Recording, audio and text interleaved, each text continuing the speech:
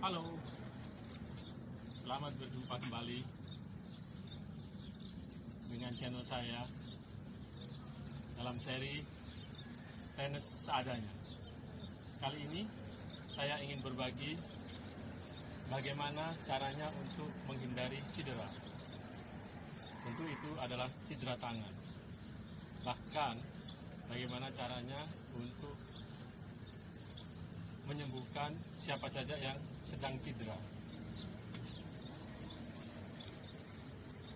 Menghindari jauh lebih bagus daripada mengobati. Itu sudah istilah umum. Untuk menghindari cedera tangan, pemain tenis harus betul-betul memperhatikan bagaimana cara memperlakukan raket ketika sedang diayun. Saya mengatakan diayun karena raket tenis sebetulnya bukan menggebuk, bukan memukul, tapi mengayun. Jadi pastikan, lihat tangan saya ini, bahwa ujung belakang dari raket ini adalah masuk ke, jadi masuk lurus. Kalau misalkan ditekuk, dia akan sejajar dengan lengan kita, tidak keluar dan juga tidak terlalu ke dalam. Jadi pas sejajar. Ini kenapa tempat ujung dari raket tenis ini dikasih semacam bengkokan sedikit. Ini sebetulnya untuk agar supaya ketika dipegang pas di ujung telapak tangan kaki kita, jadi di ujung engsel.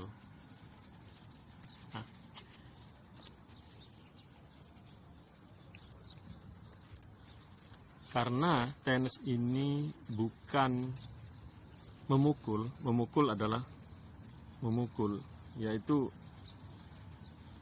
menggebuk istilahnya, dimana yang digunakan adalah apakah itu cuman engsel telapak tangan atau engsel lengan. Itu namanya menggebuk. Coba Anda menggebuk. Akan tetapi tenis bukan begitu. Dia adalah mengayun. Sehingga sebetulnya telapak tangannya hanya untuk memegang saja. Dia hanya untuk menyalurkan supaya power dari yang kita salurkan itu berlanjut sampai ke ujung raket. Jadi mengayun.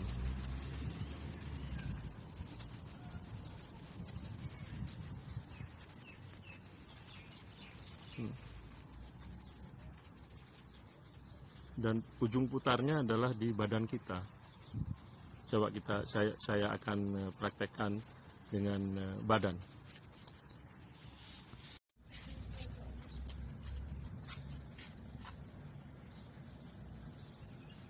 Jadi pastikan ini lurus.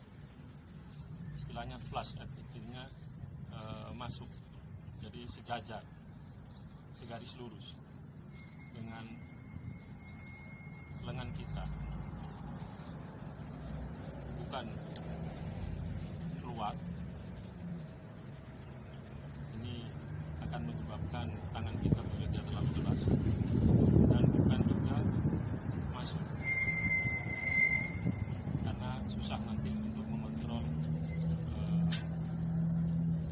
raketnya. Sebetulnya cara untuk mengetes bahwa kita itu memegangnya benar adalah hanya dengan memegang ujungnya saja begini. salah, tangannya sudah tidak, tangan tidak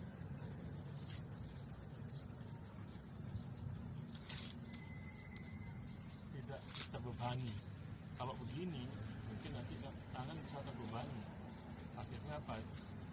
Akhirnya apa? Di sini resikonya, di sini kalau megang itu.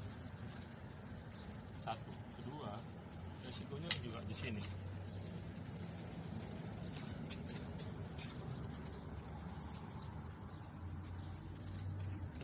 Ketika ditekuk, maka ujung ini akan melawan pangkal dari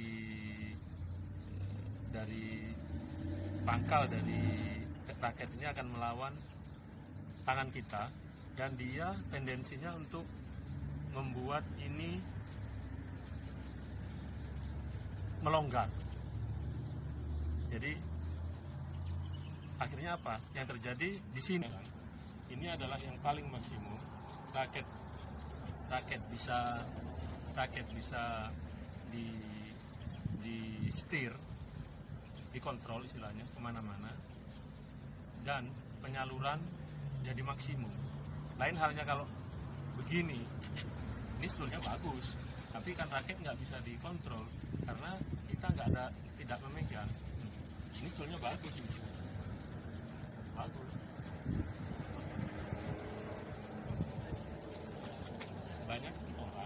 Kebanyakan orang dia memegang yang jadi putar bukan di badan, karena dia tidak melempar lepas, tidak mengayun, tapi memukul, sehingga kalau memukul yang ada adalah di sini. Ini yang dibuat titik putarnya sebetulnya di sini, karena dia memukul bola. Sakit sini, bisa menyebabkan sakit di sini, atau bahkan di sini. Lain halnya kalau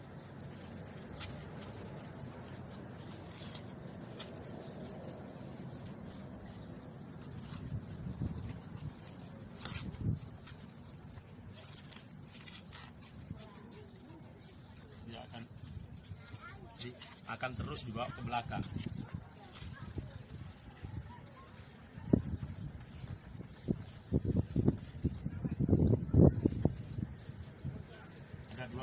Gerakan pertama, gerakan ini, gerakan kedua setelah mau menyentuh bola ini terus bersama-sama sampai ke belakang.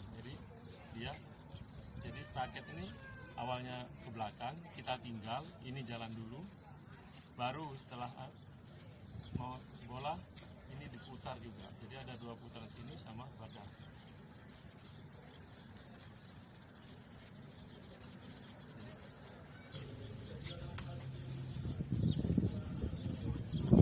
Dengan pegangan untuk ayunan cok, jadi sama saja.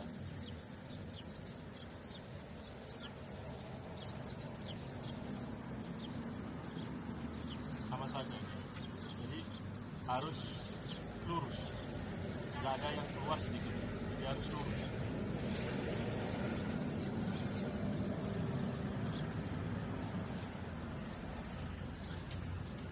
Karena kalau dipaksakan keluar, maka sebetulnya seperti yang dikatakan tadi, tumpuan tenaga atau power itu semua ada di sini, bahkan ada di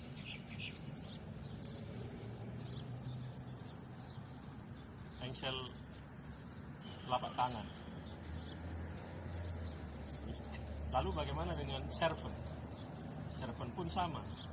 Serven sebetulnya hampir sama dengan cok.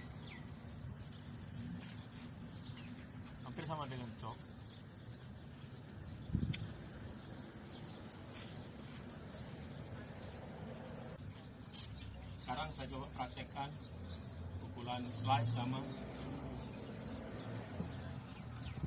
servant.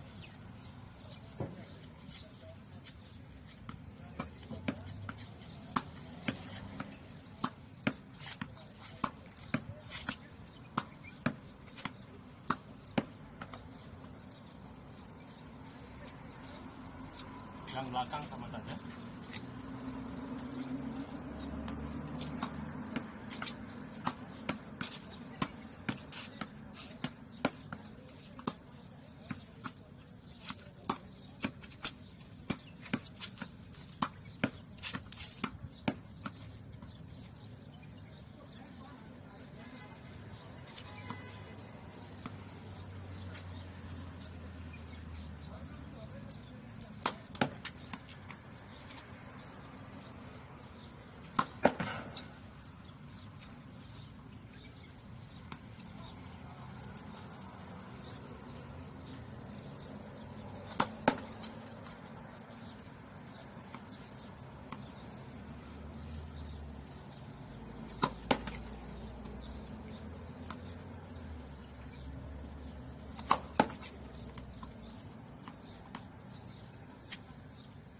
Jadi begitu, usahakan, terutama servant, jangan sampai ditahan.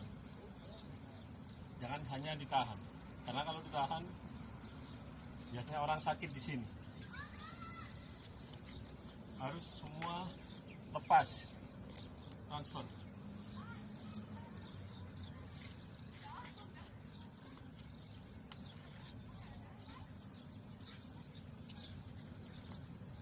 Karena kebanyakan orang servant tahan gini.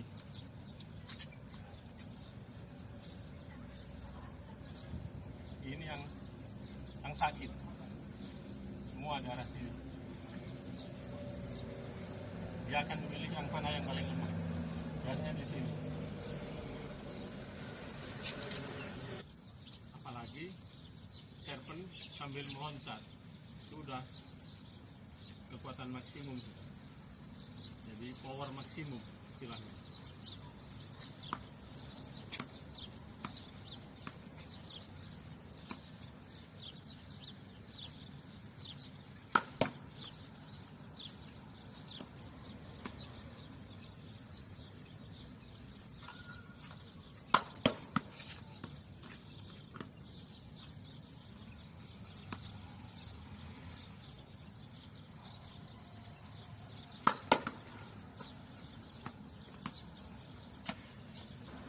Itu semua apa yang telah saya share, mudah-mudahan bermanfaat dan sampai jumpa. Terima kasih.